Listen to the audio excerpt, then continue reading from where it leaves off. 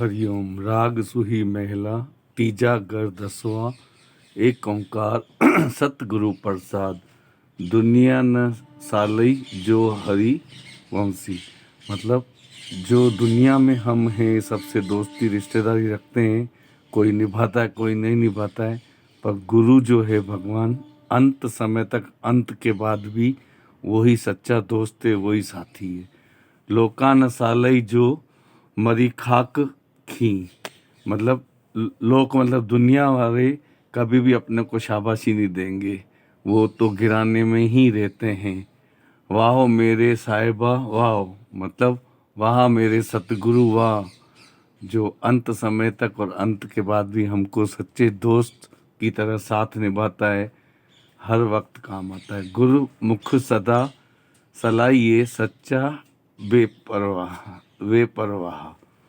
एक ओंकार राव, गुरुमुख सदा सलाइए। हम जब गुरु के साथ वचन पढ़ते हैं या भजन सुनते हैं या गुरु का नाम लेते हैं, तो हमारे मन में आनंद ही आनंद आ जाता है। राहु दुनिया केरी दोस्ती मनमुख दई मरनी।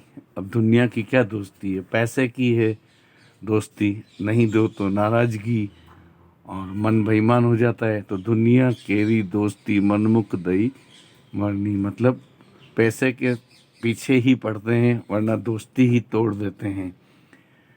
जम पूरी बधे मारे वेला न लाहनी, गुरमुख जन्म सकार था सच्चे शब्द लगनी। अब देखो, गुरमुख जन्म सकार था, मतलब जब हम गुरु के वचनों का साक्षात में जीवन में लगाते हैं, सच्चे वचन, तो हमारा जीवन ही सफल हो जाता है।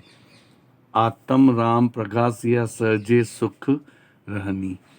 मतलब आत्मा जैसे सूर्य है की किरण है ना, मॉर्निंग में कैसे फूल को प्रकाशित करती है, वैसे ही आत्मा ही सारे शरीर को प्रकाशित करती है, और हम आत्मा की सतह से ही चलते हैं।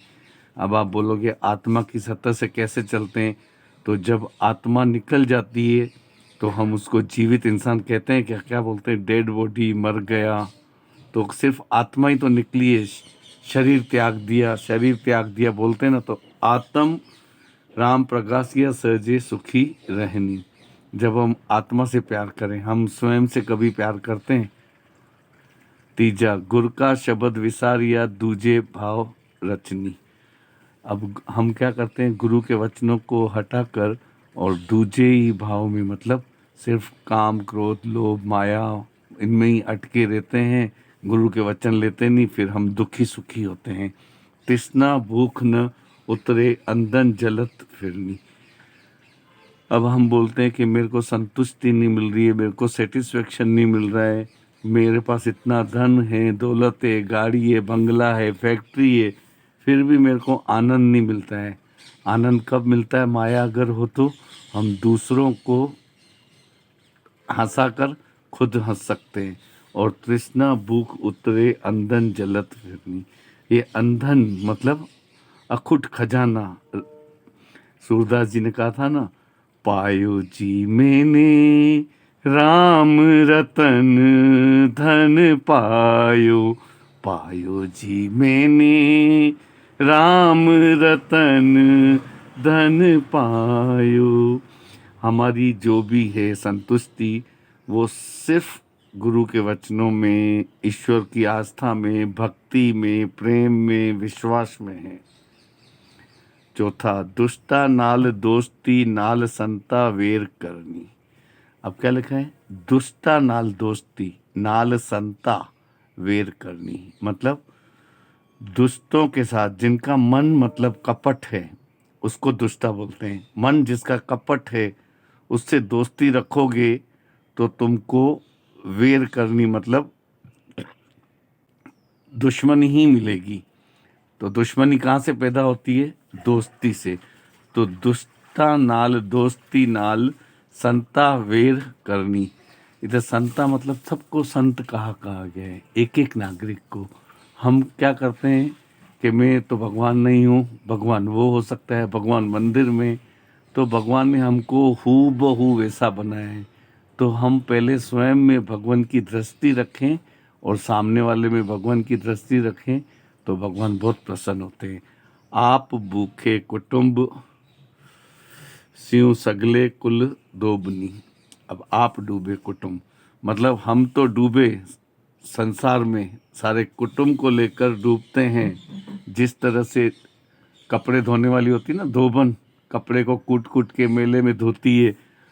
आप डूबे कुटुंब स्यों सगले कुल डोबनी मतलब सब डूब जाते हैं। बोलते हैं ना, हम तो डूबे सनम तुम्हें भी ले डूबे।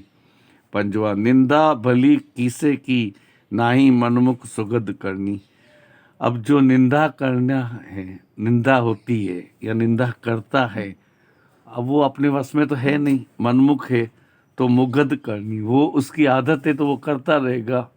तो फूलों में से तो खुशबू आती है ना, तो वो तो आती रहेगी। और अगर किसी में से गंध आएगी तो वो गंध ही आएगी, और जहाँ से सुगंध आनी है तो सुगंध आएगी। तो गंध का क्या रोल है? गंदा करना। सुगंध का क्या काम है? खुशबू फैलाना। तो निंदा भली किसे की नाही मनमुख सुगंध, वो तो मन की कर रहा है ना, करने दो ना, आप सुनो ही नहीं। मुंह काले तिन, मुंह काले तिन निंद का नरके गोर पंतनी। अब जो सारा दिन निंदा करता है मुंह काले की, अब जिसका काला मुंह का मतलब है बुरे शब्द कहना, जिसकी आदत ही वही हो मुंह काले की, चाहे स्त्री हो चाहे पुरुष हो। मुंह काले तिन निंद का नरके मतलब वो नरक की भोगी है। घोर पंतनी, घोर पंतनी मतलब महादुखी, इंटरनल बहुत।